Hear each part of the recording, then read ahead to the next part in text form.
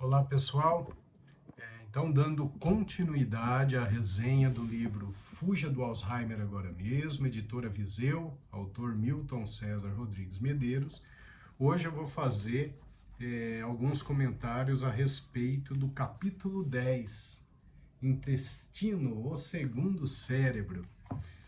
É um capítulo muito importante porque mostra a importância da boa saúde intestinal para que tenhamos uma boa saúde cerebral.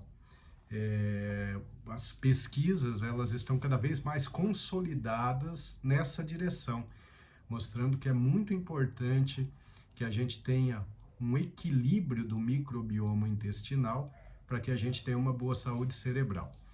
O microbioma intestinal é constituído da microbiota, que são os micro-organismos, mais o seu material genético. E a qualidade dessa microbiota e desse microbioma como um todo, ele vai determinar a saúde cerebral.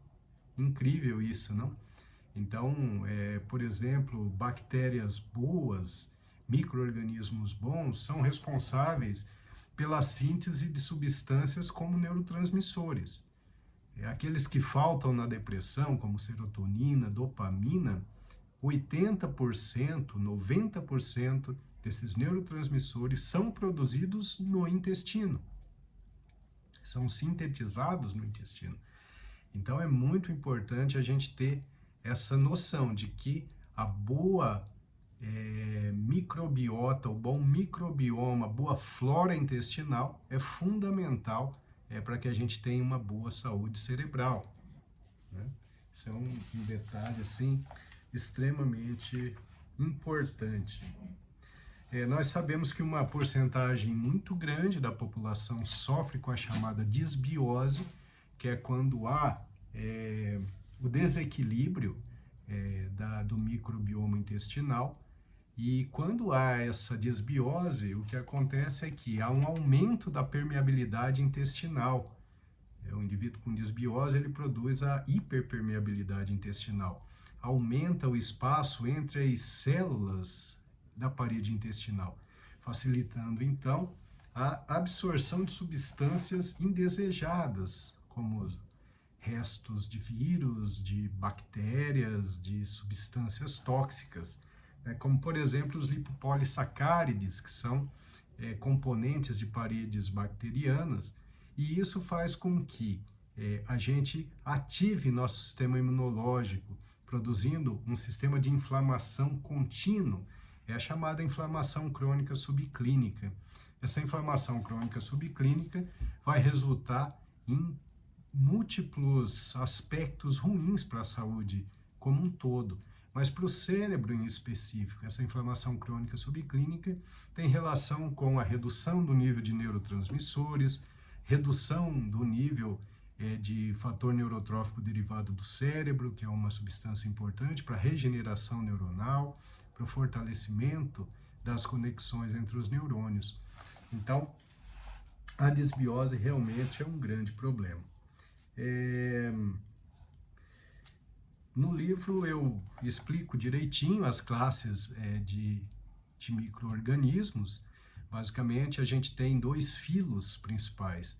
Das bacteroidetes, que são bactérias boas, que estão relacionadas à síntese de boas substâncias, que está relacionada à redução da absorção de carboidratos de alto índice glicêmico.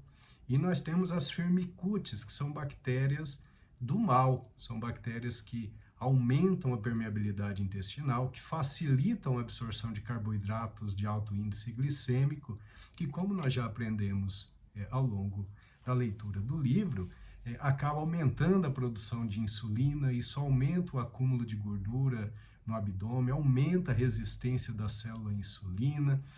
Esse aumento de gordura abdominal tem relação com o aumento da produção de interleucinas pró-inflamatórias e, consequentemente, destruição de neurônios indiretamente.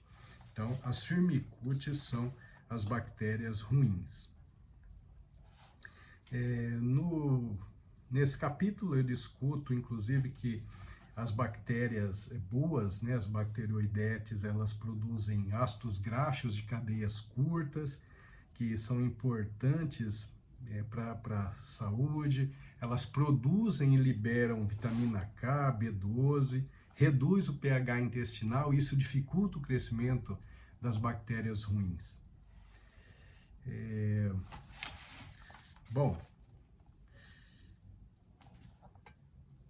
e nesse capítulo também eu tento mostrar como é que a gente faz para ter um bom microbioma intestinal. Então, primeiro é ingerir alimentos que são bem aproveitados pelas bacteroidetes, pelas bactérias boas, que são os alimentos ricos em fibra.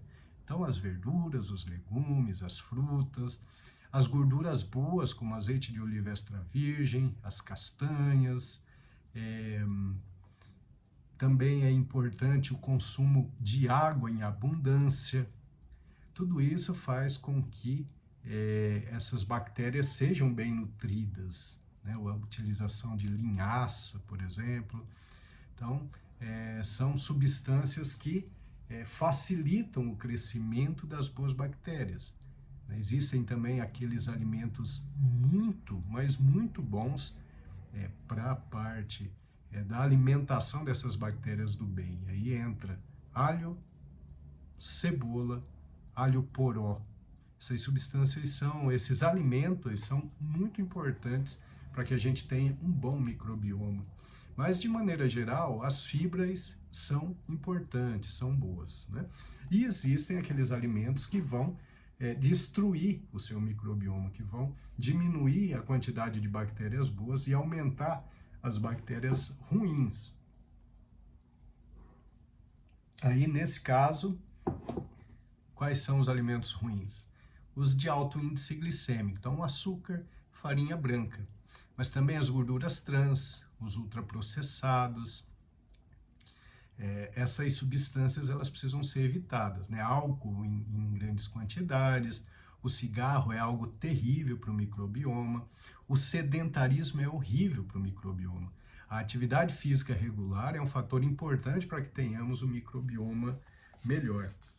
Então, no livro eu explico tudo isso e aí vocês vão entender como o intestino, com uma boa saúde, com um bom equilíbrio no seu microbioma, vai ter uma ação protetora contra a doença de Alzheimer, através da redução da inflamação crônica subclínica. No capítulo eu mostro alguns trabalhos importantes de grandes universidades, comprovando essas afirmações de que o bom equilíbrio do microbioma é fundamental para a proteção contra o declínio cognitivo.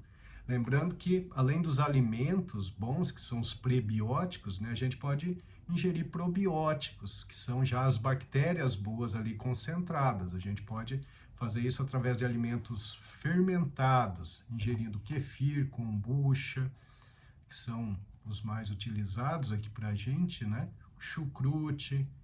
Mas também a gente pode ingerir boas bactérias através de um bom probiótico, que a gente pode usar em cápsula, né? Então, com lactobacillus, bifidobactério, enfim. É possível a gente manter um número bom de boas bactérias ingerindo esses probióticos. Então, no capítulo eu explico tudo isso direitinho para vocês e eu espero que vocês aproveitem bastante, porque esse é um tema que tem crescido muito nas publicações científicas e todos os médicos devem estar antenados em relação a isso, a importância da boa saúde intestinal para que tenhamos uma boa saúde cerebral. Então esse foi o resumo, então, do capítulo 10, Intestino, o segundo cérebro, esse capítulo aqui, do livro Fuja do Alzheimer Agora Mesmo, Milton César Rodrigues Medeiros, editora Viseu.